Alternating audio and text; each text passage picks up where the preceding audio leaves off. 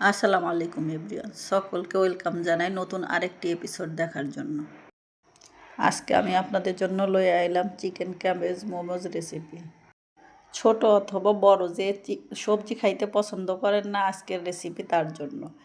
Chicken momos recipe অবশ্যই একবার try করে দেখবেন।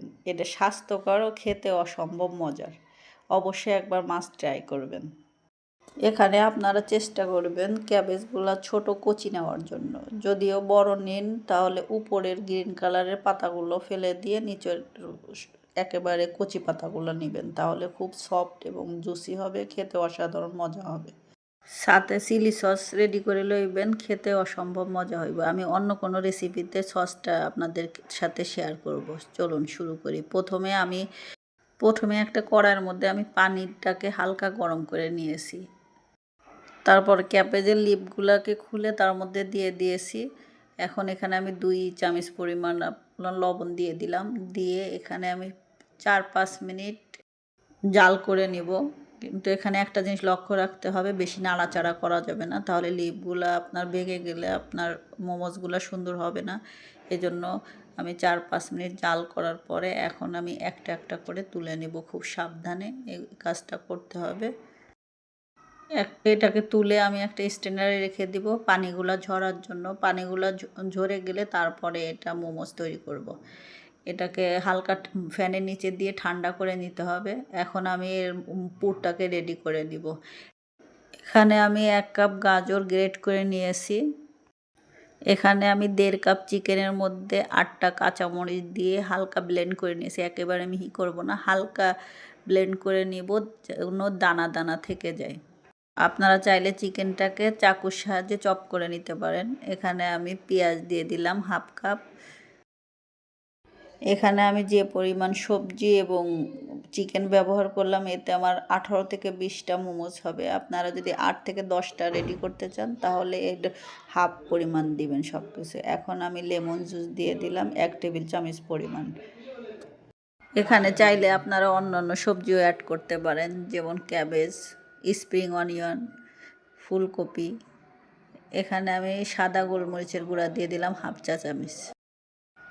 এখানে সয়া সস অ্যাড করব 1.5 টেবিল চামচ পরিমাণের।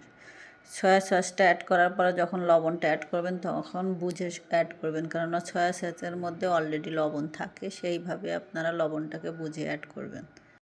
এখানে আমি ফিশ সস ব্যবহার করব 5 ফোঁটা পরিমাণ। এটা অপশনাল, আপনাদের হাতের কাছে যদি থাকে তাহলে ব্যবহার করবেন, আর যদি না থাকে তাহলে স্কিপ করবেন।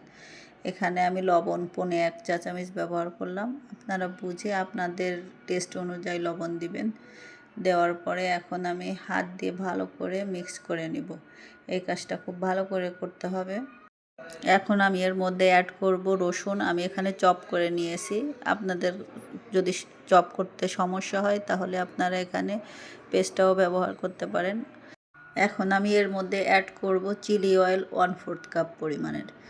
গরম অবস্থায় অ্যাড করতে হবে, এটা ঠান্ডা অবস্থায় অয়েলটা ব্যবহার করা যাবে না। আর অয়েলটা অবশ্যই ব্যবহার করবেন, তাহলে আপনার মোমোসটা সফট এবং জুসি হবে।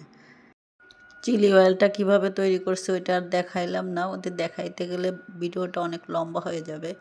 এখানে আমি অয়েলের মধ্যে শুকনা মরিচ, তিল এবং রসুন কুচি দিয়ে খুব গরম করে জাল করে নিয়েছি। যখন হালকা ব্রাউন কালার হয়েছে তখন গরম গরম আমি পুরের মধ্যে সরাসরি ঢেলে দিলাম। এখন আমি মোমোসগুলো রেডি করে নেব। আমি এখানে ক্যাবেজের লিপ নিয়ে নিয়েছি, তার মধ্যে পুর দিয়ে দিলাম। দিয়ে এখন ঠিক যেভাবে ভাজ করে আমি রেডি করে নিতেছি এইভাবে ভাজ করে মোমোসগুলো রেডি করে নিব। আমার একটা রেডি হয়ে গেছে, আমি আরেকটা রেডি করে দেখাইতেছি। সাইড করে রেখে দিলাম। এখন আমি আরেকটা ক্যাবেজের লিপ নিয়ে নিলাম, নিয়ে এখন ভিতরে পুর দিয়ে দিব। দিয়ে ঠিক যেভাবে দেখাইতেছি ঠিক এইভাবে পুর দিয়ে সুন্দর করে 2 সাইড করে ভাজ করে নিব। আর চেষ্টা করবেন এই কচি লিপগুলো নেওয়ার জন্য, তাহলে মোমোসগুলো খুব সুন্দর হবে। এইভাবে করে আমি বাকি মোমোসগুলো রেডি করে নেব।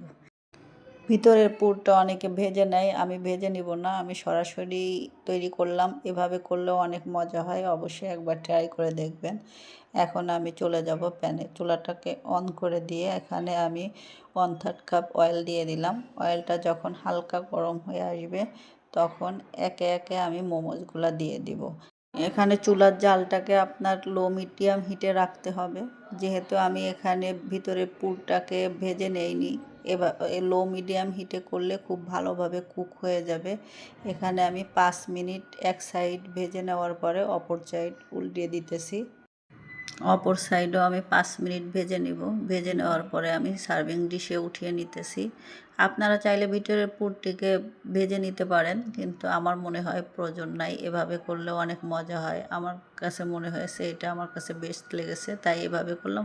ভেজে অন্য কোনো সময় আপনাদের সাথে আবার শেয়ার করব ইনশাল্লাহ।